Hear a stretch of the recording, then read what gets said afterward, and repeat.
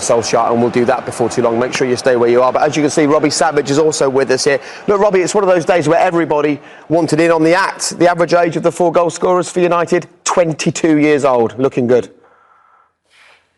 Yeah, and those front three, Greenwood, Rashford and Martial combined, have scored more this season in all competitions than Liverpool's front three, which is quite a fascinating stat. And, you know, if I said to you and Rio, when was the last time Manchester United scored 5 goals at home in the Premier League, what would the answer be? Well, you're going to tell us, aren't you, Robbie? I'd say about 8.5 years, yeah. 2011. 2011 against Wigan, 5-0. So they're scoring goals now that they are, as Rio said, Ollie's at the wheel, Rio. There you go. It was a brilliant performance. It's a shame, of course, there's no fans there to witness it, but the players certainly enjoyed themselves. Let's hear from one of them right now. Marcus Rashford can give us his thoughts. Marcus, that impressive run continues. The goals keep flying in. It looked like everybody enjoyed themselves out there.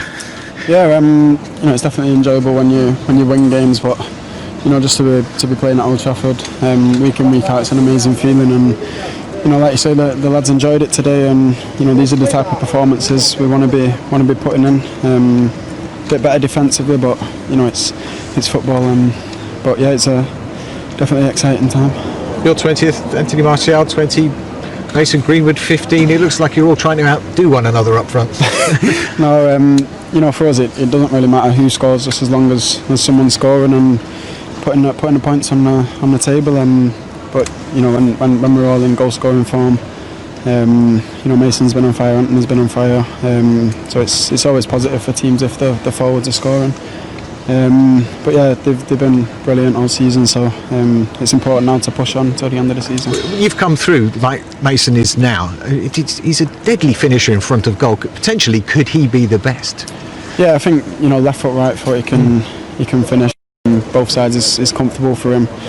But I wouldn't put too much emphasis on him. I just let him play his football and do what he does. And like you've seen today, that's what he does. He scores goals when other people can't score goals. And it's a big bonus for us to have him in the squad.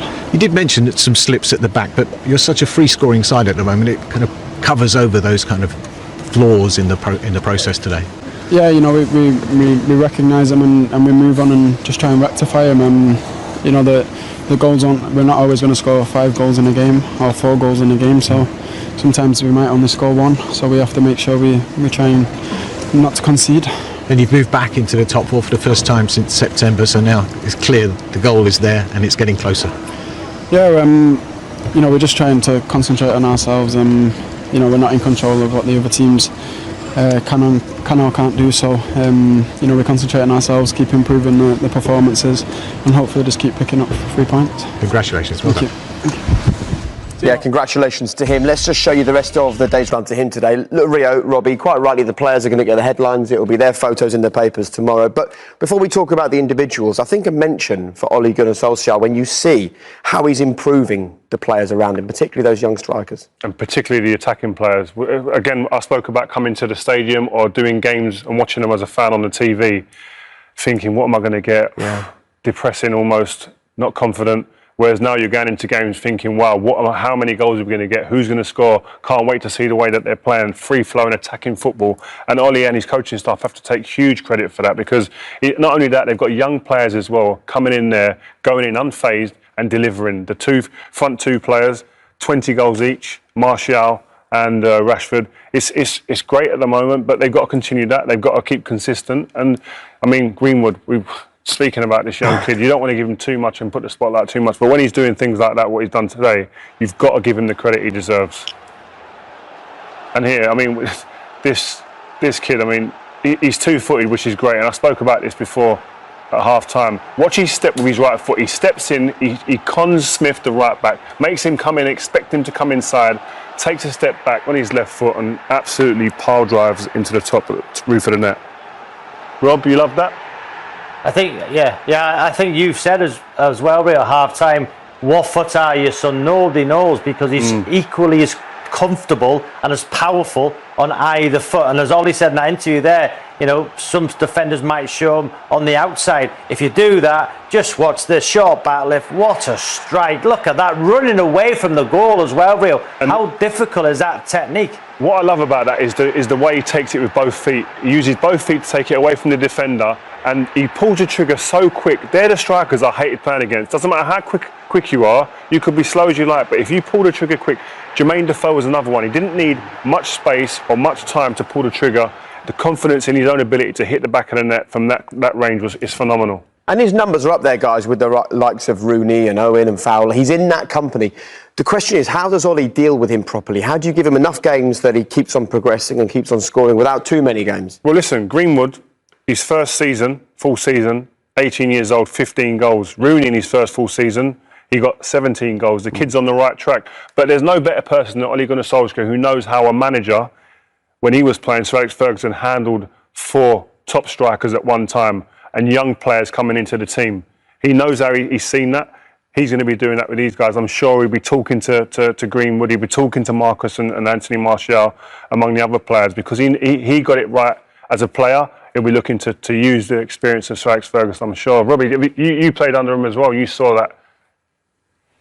Yeah, just that performance today, Rio. You know, as an opposition player going to Old Trafford, if you scored first, you knew that angered the great Manchester United side. You knew, oh, we scored first, we're going to sit back. They are going to come for us now because you've made them angry.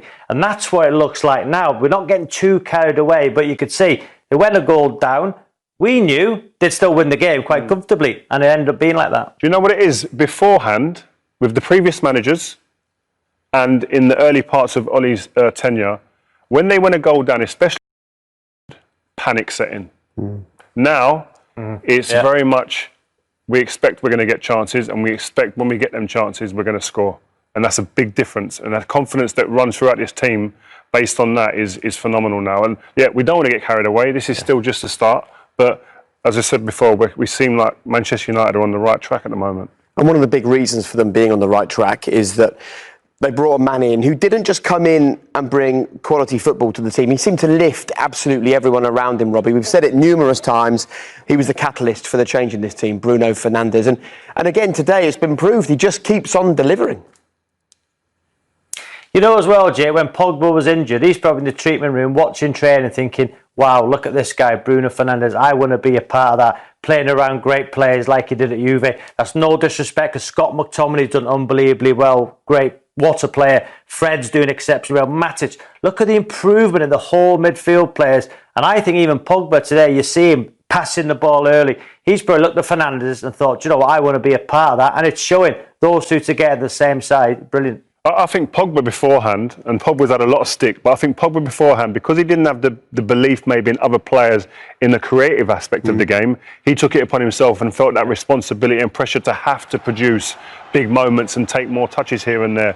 Whereas now, as you said, he's seen someone like Bruno Fernandes come in who has that element of creativity and that who wants to take that responsibility as well, that he can just feed people like that as well as be that creative arm to the team, but also be a feeder to people like that. And that makes Pogba look, again, even better than what he had been before. And by the way, I love all those other little shots. We always focus, don't we, guys, so much on the play and the goals and the passes and things, but to see them like that before and after matches, it feels like a different Manchester United at the moment, doesn't it? We're so used to there being criticism or questions or doubts swirling around this team after the last I think that Anthony Martial epitomises where Man United are right now in just his facial expressions, the difference. He's smiling now.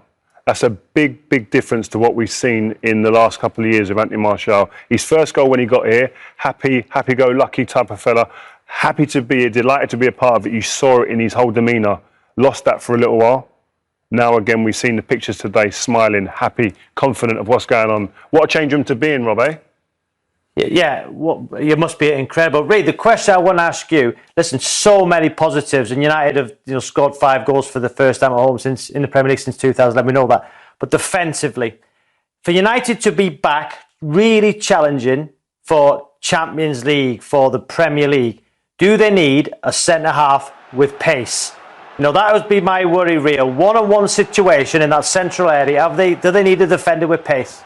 I think they do. I think you see Liverpool dominating at the moment, and one of the things that they've got is that they can allow their team to just push forward in droves, because they've got two centre-halves on the halfway line who can stand there and play man for man, because they have that pace, that defensive nous to be able to play man to man and be able to run 30, 40 yards back to their goal, knowing that they'll probably win most races in a foot race. Man United don't have that right now at this moment in time, and I think the recruitment will be looking at that area for sure.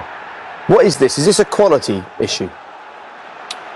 Quality, I think there's horses for courses. There's certain players that are good at certain things. I think Lindelof isn't someone who you'd back in a race back to his own goal on the halfway line, nor is Maguire. And I think if you've got two like that, I think that leaves you open to definite on counter-attacks, as we've seen many times this season. So I think they'll be looking to shore that area up definitely in this team, because I think that'll be something that will come back to haunt them over and over again, because it's something that does creep into their game more often than not. They were sloppy from the restarts a few times. Look, before we go to the break, a lot of fans, probably of opposition teams, will be saying, look at you two, you started your career at Man U, you won loads of trophies there, you're getting a little bit carried away, they're only third in the league. They're going in the right direction. What do you both think needs to happen in what might be a very quick turnaround before next season to add to this team, apart from just a centre-half with pace, to get them challenging for the title? I think they need to add 3 starters minimum. I think I'm Which talking positions? Definite a centre-back with pace. I think you've got Harry Maguire there, who they've invested huge amounts in. I think he's not someone blessed with pace. He's got other attributes that you like, but you need someone who's got pace to get to be able to sit alongside him and cover. Another midfielder to go in there, who can dominate physically as well, and who can actually understand defensive positions. I think, yes, Scott McTominay has been a fantastic addition as a young player coming in, the experience as well. And I think even in the forward areas, another player to come in and really rival that front three and be a part of that and add goals. Another one, wow. Rob, go on very briefly, what do you think? What would you add? Yeah, listen, centre-half with pace, and for me, I'd have somebody, if Bruno Fernandes got injured, that player like a Fernandes. Look at Jack Grealish from Aston Villa, that type of player. Because I think defensively with Matic, Fred and McTominay, they're fine. Pogba's brilliant. I think if Fernandes got injured, Jack Grealish type. Does Jack Grealish come to Man United and be a backup to Fernandes? It's Man United, real. Man United Football Club, still for me one of the biggest clubs, if not the biggest in the world.